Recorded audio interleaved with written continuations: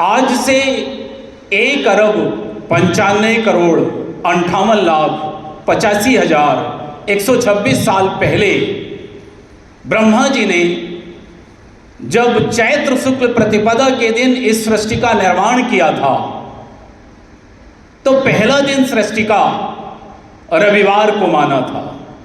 क्यों?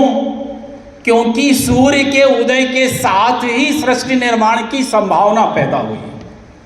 सूर्य उदय के पहले इस संसार में अंधेरा ही अंधेरा था।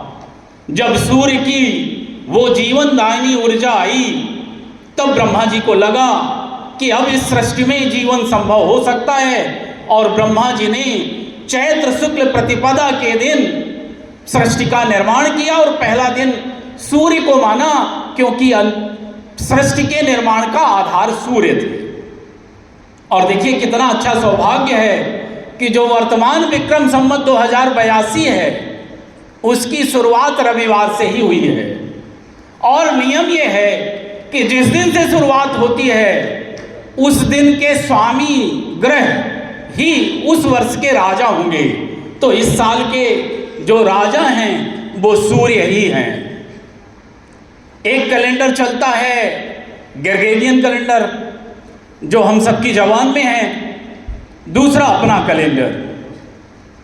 दुर्भाग्य है कि हम हर जगह उससे आगे हैं, लेकिन फिर भी उसकी चर्चा में नहीं है। आप समझिए कैसे। एक राजा हुए जिनके बारे में अधिकांश किताबों ने गलत लिखा है। उन राजा का नाम था विक्रमादित्य। वो दरअसल गर्दभिल्ल वंश के राजा थे। अधिकांश किताबों ने उन्हें चंद्रगुप्त विक्रमादित्य बताया है। चंद्रगुप्त विक्रमादित्य बीसी में थे ही नहीं। वो गर्दभिल्ल वंश के शासक थे और उनका मुख्य केंद्र उज्जैन था। शकों ने उनको हराया। विक्रमसेन राजा थे। उनके बेटे का नाम था विक्रमादित्य। उन्होंने अपनी ताकत इकट्ठा की, शकों को हराया 57 बीसी में, और एक नए पंचांग, एक नए संवत की शुरुआत की, जिसे हम सब अपना संवत कहते हैं, जिसे हम सब विक्रम संवत कहते हैं, जिसे हम सब हिंदू संवत कहते हैं, जिसे हम सब भारतीय संवत कहते हैं। ग्रेगोरियन कैलेंडर 1 जनवरी 1 AD से शुरू हुआ। हम उससे 57 साल पहले से हैं। आज 2025 है, 57 जोड़ दीजिए, 2082 आ गया। अब जो अंग्रेजी कैलेंडर है उसमें 3 कॉन्सेप्ट हैं। एक है दिन, दूसरा महीना, तीसरा वर्ष। उनके जो दिन के नाम हैं और हमारे जो दिन के नाम हैं, दोनों की तुलना देखिएगा। हमारा पहला दिन संडे, रविवार, उसी को अंग्रेजी में लिख दिया संडे। दूसरा दिन पृथ्वी के नाम पे होना चाहिए था, क्योंकि ग्रहों के नाम पर हमारे दिन हैं। सब कुछ साइंटिफिक है। पर पृथ्वी का उपग्रह है चंद्रमा, तो चंद्रमा को अंग्रेजी में कहते हैं मून। मून का एक ओ छोड़ दिया गया तो बन गया मंडे। फिर दूसरा है हमारा मंगलवार। मंगल एक ग्रह है, उसके नाम पर हमने मंगलवार रखा। लेकिन अंग्रेजों ने अपनी एक देवी है TWI, वहां से बना ट्यूसडे। फिर हमने अपना अगले ग्रह पर बुधवार नाम रखा। उन्होंने अपने देवता, रोमन देवता जो वाणिज्य के देवता होते हैं, उन्हें कहते हैं वेडेंस। उनके नाम पर वेडनेसडे बन गया। हमारा अगला ग्रह है गुरु। गुरु के नाम पर गुरुवार हुआ, लेकिन वो थंडर के देवता थर्स के नाम पर थर्सडे उन्होंने बनाया। हमारे अगला ग्रह है शुक्र। शुक्र के नाम पर हमने अगला दिन रखा शुक्रवार, लेकिन उन्होंने फ्राइडे, उनकी एक देवी है फ्रिग, उनके नाम पर बना फ्राइडे। अगला हमारा फिर शनिवार, शनि ग्रह का नाम है, लेकिन उन्होंने अपने रोमन देवता के नाम पर सैटर्न रखा। सैटर्न के नाम पे सैटरडे हो गया। हमारे सारे दिनों के नाम ग्रहों के नाम पर हैं, 7 दिनों के नाम। उन्होंने अपने देवी देवताओं को और अपने राजाओं को सम्मानित किया। अब मंथ में आइए, हमारे कैलेंडर के 12 माह होते हैं। चैत्र से शुरू होता है, चैत बैसाख आषाढ़ सावन सारे नक्षत्र हैं। जो हमारे सारे जो महीने हैं वो सारे महीने नक्षत्रों के नाम पर है। उनके सारे महीने उनके अपने राजाओं और उनके अपने देवताओं के नाम पर है। कैलेंडर के निर्धारण में भूमिका है ग्रहों और नक्षत्रों की, किसी धर्म विशेष के राजाओं की भूमिका नहीं है।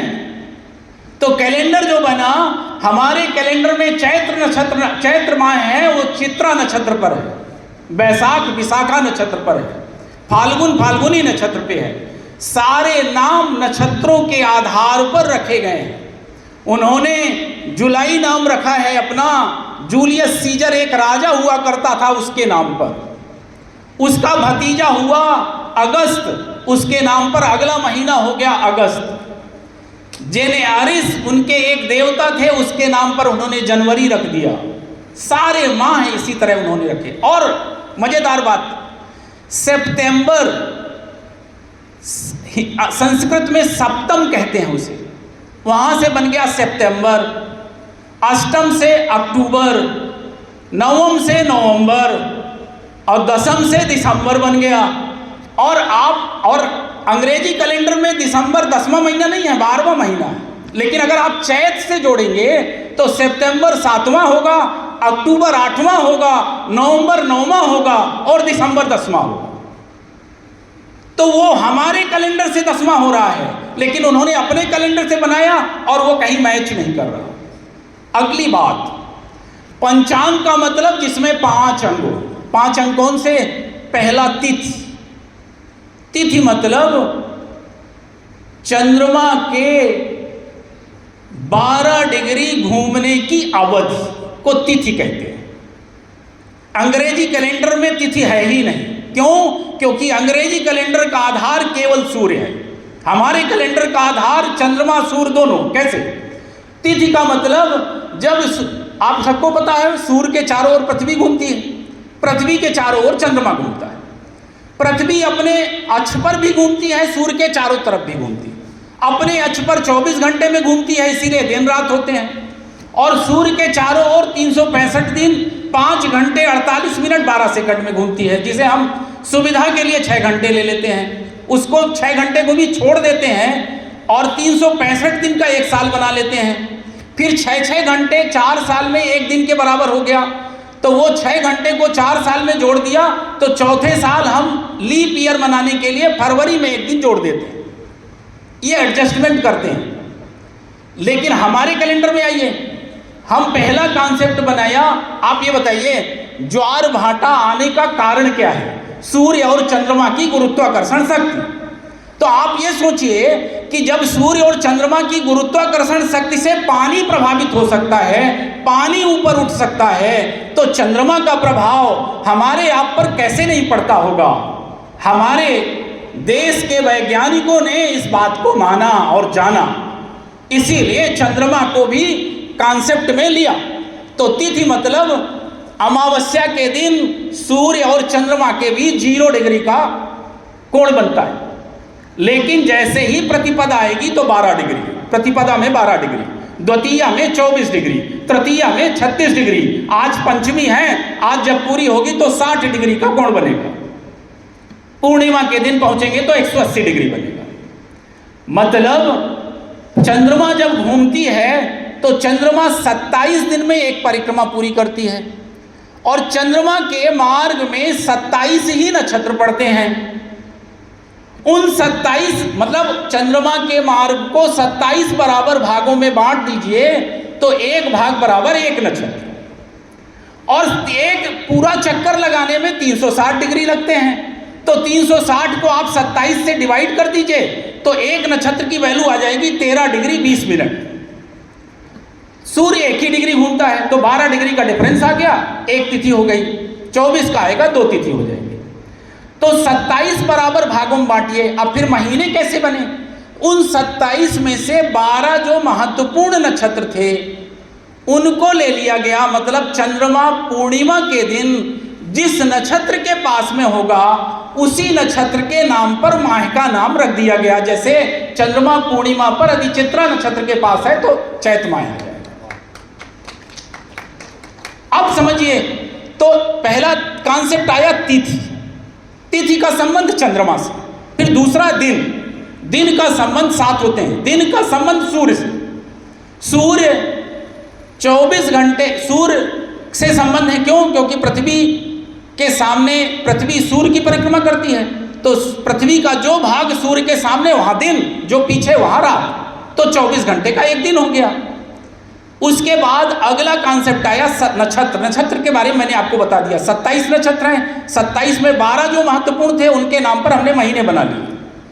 फिर उसके बाद आता है योग। योग का मतलब है सूर्य और चंद्रमा की स्थितियों का एंगल का समजोड़।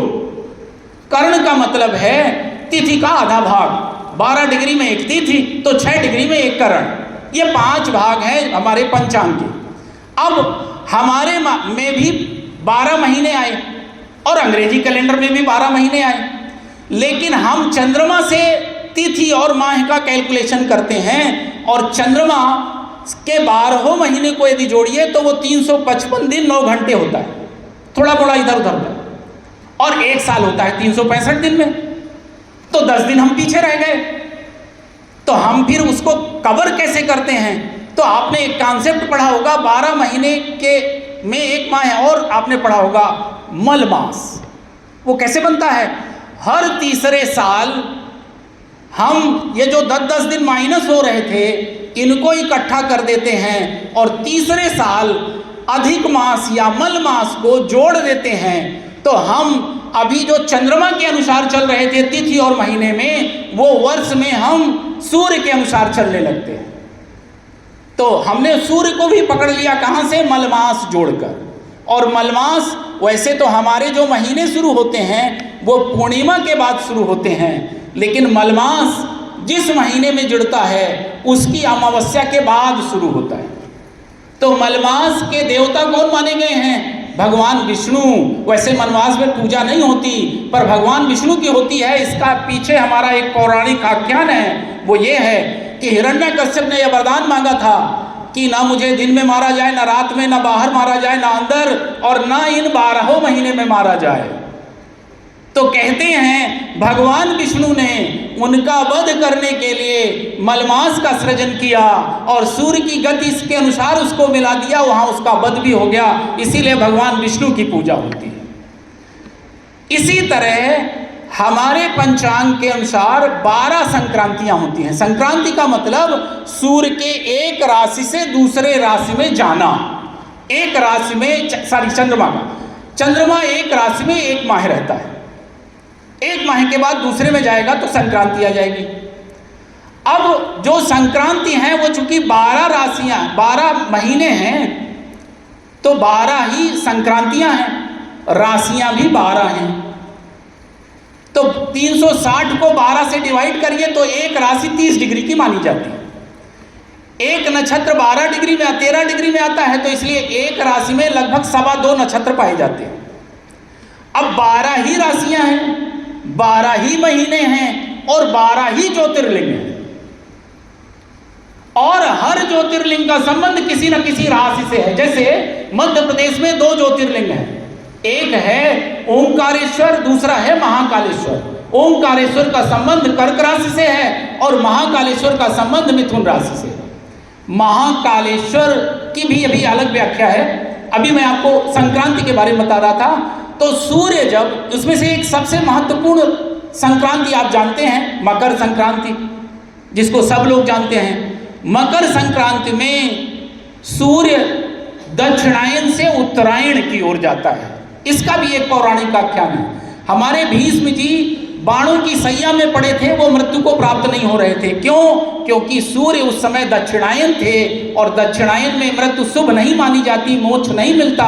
इसीलिए वो सूर्य के उत्तरायण होने की प्रतीक्षा कर रहे थे, और जब मकर संक्रांति के बाद उत्तरायण हुए तब उन्होंने अपने प्राण त्यागे। तो एक और आपने माह सुना होगा, खर मास। सूर्य जब धनु या मीन राशि में प्रवेश करते हैं तो क्या होता है? खर मास।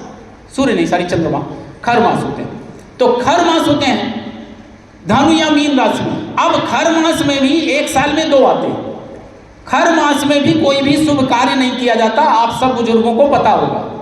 उसका साइंटिफिक रीजन भी है, पौराणिक रीजन तो ये है कि सूर्य जब अपने घोड़ों को लेकर परिक्रमा करते हैं और घोड़े थक जाते हैं तो घोड़ों को विश्राम देकर वो घोड़े की जगह में खर यानी गधों को अपने वाहन में लगा लेते हैं। तो चूंकि गधों की गति धीमी होती है तो इसलिए सूर्य का प्रकाश धीमा आता है, इसलिए शुभ कार्य नहीं किए जाते हैं। लेकिन इसका साइंटिफिक रीजन यह है कि सूर्य जब धनु राशि में होता है तो हमारे देशांतर से सूर्य मैक्सिमम डिस्टेंस पर होता है और इस कारण सूर्य की उतनी ऊर्जा हमको नहीं मिलती और चूंकि सूर्य ही जीवनदायिनी है इसलिए शुभ कार्य वर्जित होते हैं। तो वर्ष की ये व्याख्या है। अब हमारा जो कैलेंडर है वो अंग्रेजी कैलेंडर से 57 साल पुराना है। हम चंद्रमा भर को ध्यान नहीं रखते, सूर्य को भी ध्यान में रखते हैं। तो हम चंद्रमा सूर्य दोनों को ध्यान में रख के अपनी गणना करते हैं।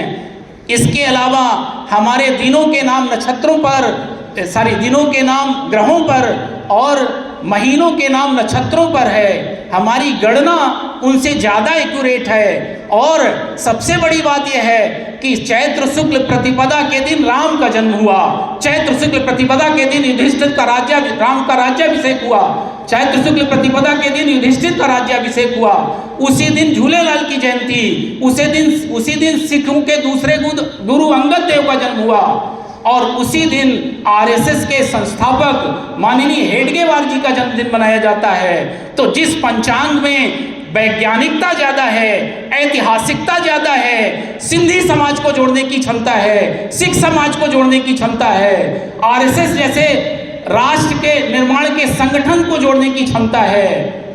प्रश्न ये है कि वो कैलेंडर हाशिए पर क्यों जा रहा है और हमारी नई पीढ़ी उसे क्यों नहीं जान पा रही है। और एक सबसे बड़ी बात और, हमारा जो अपना कैलेंडर है वो कैलेंडर जीवन दर्शन भी देता है। हमारा जो महीना है वो कृष्ण पक्ष से शुरू होता है, लेकिन हमारा जो साल है वो शुक्ल पक्ष से शुरू होता है। क्यों? क्योंकि हम अस्तो मां सदगमय पर विश्वास करते हैं। अगर नया है तो उजाले से शुरू होना चाहिए। प्रकृति भी हमारे नव वर्ष का स्वागत करती है। पेड़ों में देखिए नई पत्तियां आ गई हैं और जो पृथ्वी मां हमें जीवन देती है उस पृथ्वी मां का पूजन हम चैत्र शुक्ल प्रतिपदा में मां दुर्गा के रूप में करते हैं। धार्मिकता भी। फिर हम अपने कैलेंडर को अपनाने में संकोच क्यों कर रहे हैं? एक और बड़ी बात, महाकाल का नाम महाकाल इसलिए भी है क्योंकि 1884 में मेरिडियन कॉन्फ्रेंस हुई थी और तब ग्रीनविच शहर से ही पूरे विश्व का समय निर्धारित किया जाने लगा।